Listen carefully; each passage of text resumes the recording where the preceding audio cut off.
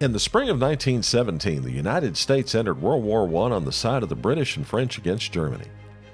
At the time, the American Army was a volunteer army, and it soon became apparent that they would not have enough manpower to fight the Germans in France. A draft was necessary to fight the war, so President Wilson set the process in motion, and that set off a firestorm across the country.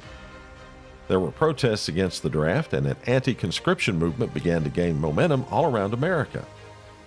Some, though, had bigger plans in mind than simply fighting the draft. The most notorious plan was hatched in St. Paul, Virginia. 60-year-old William Vernon McCoy was a cobbler who ran a shoe repair shop in the town. He claimed to be kin to the family of Randall McCoy of Hatfield-McCoy feud fame. In fact, he claimed a very colorful life, soon to be made even more interesting with the addition of an acquaintance named John Walter Phipps, a foreman at a wood extract plant in St. Paul. Phipps, referred to as General Phipps, and McCoy were opposed to the new draft laws, much like many others in America.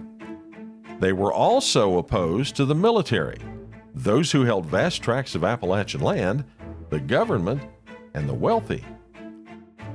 They soon came up with a plan to not only end the draft, but also to change the world, starting with their corner of Appalachia. They gathered more than 300 men living near St. Paul into a militia to blow up bridges, railroad tunnels, and public buildings.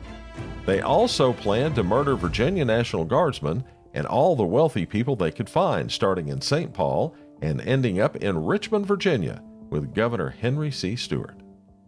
Days after stealing 1,000 pounds of blasting powder from a company in Norton, McCoy and Phipps were arrested by federal authorities, held without bail, and in solitary confinement in Roanoke. The two were tried and convicted of conspiring to seize by force the property of the United States and sentenced to 5 years in the federal penitentiary. With the conviction of McCoy and Phipps, the insurrectionist movement the two tried to spark simply collapsed.